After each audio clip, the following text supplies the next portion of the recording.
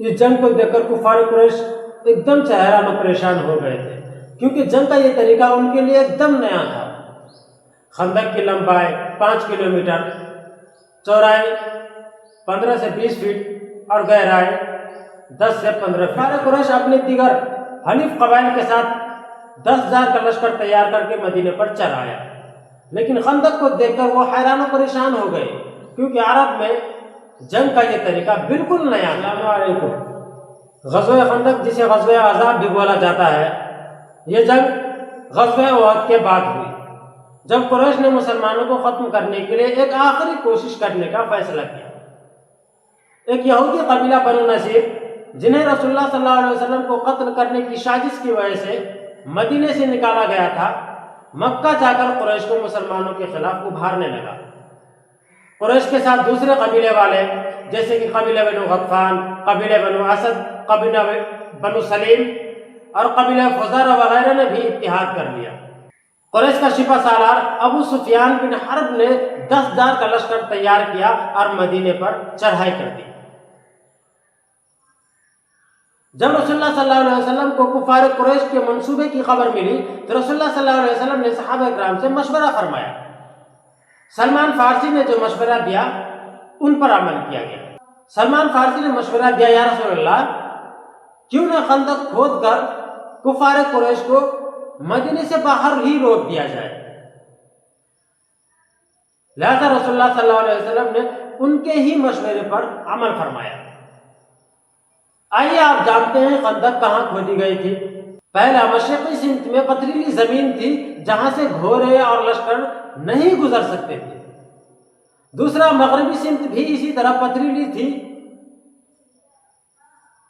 اور تیسرا جنوبی سمت میں کھجور کے باغات اور تنگ راستے تھے جو حفاظت کے لیے کافی تھے۔ یہ تین اطراف یعنی مشرق، مغرب اور جنوب قدرتی طور پر محفوظ تھے۔ اب باقی رہی ایک سمت اور وہ ہے شمال کی جانب، تو صرف شمالی سمت کھلی تھی جہاں سے حملہ ہونے کا خطرہ تھا۔ اسی شمالی جانب خندق کھودی گئی تھی تاکہ دشمن کے گھوڑے اور فوجیں مدینے میں داخل نہ ہو سکے۔ اب آئیے خندق کی تفصیل جانتے ہیں۔ خندق کی لمبائی تقریباً 5 کلومیٹر، چوڑائی تقریباً 15 سے 20 فٹ اور گہرائی تقریباً 10 سے 15 فٹ تھی۔ خندق کی لمبائی، چوڑائی اور گہرائی جان کر آپ کو اتنا اندازہ تو ہو گیا ہوگا کہ گھوڑے اس کو پار نہیں کر سکتے۔ لہذا جب کفار مدینے پر حملے کے لیے آئے تو خندق کو دیکھ کر حیران و پریشان ہو گئے، کیونکہ جنگ کا یہ طریقہ عربوں کے لیے بالکل نیا تھا۔ کیونکہ سلمان فارسی فارس کے رہنے والے تھے، فارس میں یہ جنگ کا طریقہ استعمال ہوتا تھا لیکن عربوں میں نہیں۔ لہذا خندق کی وجہ سے کفار مدینے میں داخل نہ ہو سکے اور کئی دنوں تک کفار مدینے کا محاصرہ کیا۔ اسی محاصرے کے دوران قبیلہ بنو قریظہ نے کفار مکہ سے مل کر ایسی سازش کی کہ اگر اس کی سازش کامیاب ہو جاتی تو مدینے کو بچانا مشکل ہو جاتا۔ آئیے اب اس سازش کو سمجھتے ہیں۔ قبیلہ بنو قریظہ نے قریش سے یہ کہا کہ تم مسلمانوں پر آگے سے حملہ کرو اور ہم مدینے میں رہ کر مسلمانوں پر پیچھے سے حملہ کرتے ہیں، اور اس طرح ہم دونوں مسلمانوں کا نام و نشان مٹا دیں گے۔ اب جن صحابی نے اس کی سازش کو ناکام کیا تھا ان کو ہم تفصیل سے جانتے ہیں۔ ان صحابی کا نام ہے حضرت نعیم بن مسعود۔ حضرت نعیم بن مسعود کا کردار غزوہ خندق میں ایک نہایت اہم اور نازک موقع پر سامنے آیا۔ یہ ان کی حکمت، فہم و فراست اور خفیہ تدبیر نے اسلامی لشکر کو بے حد فائدہ پہنچایا، اور وہ ایک جاسوس کی حیثیت سے مسلمانوں کے کام آئے، حالانکہ وہ ابھی ظاہری طور پر اسلام نہیں لائے تھے۔ حضرت نعیم بن مسعود قبیلہ غطفان سے تعلق رکھتے تھے، اور قبیلہ غطفان قریش کا حلیف تھا جو مدینے پر حملے کے لیے آئے ہوا تھا۔ حضرت نعیم بن مسعود ایک بااثر شخص تھے جن کی بات کو قریش، یہودی اور اس کے اپنے قبیلے میں اہمیت دی جاتی تھی۔ یہ ابھی مسلمان نہیں ہوئے تھے۔ جب غزوہ خندق کے دوران اللہ نے ان کے دل کو اسلام کے لیے کھول دیا تو جنگ کے دوران ہی ان کے دل میں اسلام کی سچائی گھر کر گئی، اور وہ رات کے وقت چپکے سے رسول اللہ کے پاس حاضر ہوئے اور ایمان لے آئے۔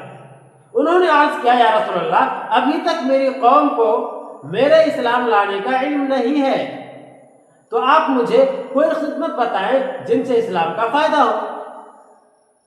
تو رسول اللہ صلی اللہ علیہ وسلم نے ارشاد فرمایا، تم ایک ایسے شخص ہو جو قبیلہ بنو قریظہ، قبیلہ بنو غطفان اور قبیلہ قریش تینوں سے تعلق رکھتے ہو۔ اگر تم ہمارے لیے کوئی چال چلو تو یہ جنگ میں بہت بڑا فائدہ دے گی۔ لہذا یہاں سے حضرت نعیم بن مسعود نے جو کردار ادا کیا وہ نقطہ انقلاب بن گیا۔ اچھا، جب قریش اور بنو قریظہ نے مسلمانوں پر حملہ کرنے کا اتحاد کیا تو قریش نے بنو قریظہ سے کہا کہ پہلے تم مدینہ کے اندر سے مسلمانوں پر حملہ کرو، پھر تمہارے حملے کے بعد ہم مسلمانوں پر حملہ کریں گے۔ یہ بات ان دونوں کے درمیان طے ہوئی تھی۔ لہذا اب حضرت نعیم بن مسعود قبیلہ بنو قریظہ کے پاس جاتے ہیں اور کہتے ہیں، اگر تم نے مسلمانوں پر حملہ کر دیا اور اگر قریش نے نہیں کیا تو پھر سوچو تمہارا کیا انجام ہوگا، کیونکہ تم جنگ کے بعد ہی مدینے میں ہی رہنے والے ہو اور قریش کا کیا ہے، وہ تو مکہ کو لوٹ جائیں گے۔ اس لیے تم ضمانت کے طور پر قریش کے کچھ سرداروں کو اپنے پاس بلا لو کہ اگر جنگ میں قریش نے تمہارا ساتھ نہیں دیا تو تم ان کے سردار کو قتل کر دینا۔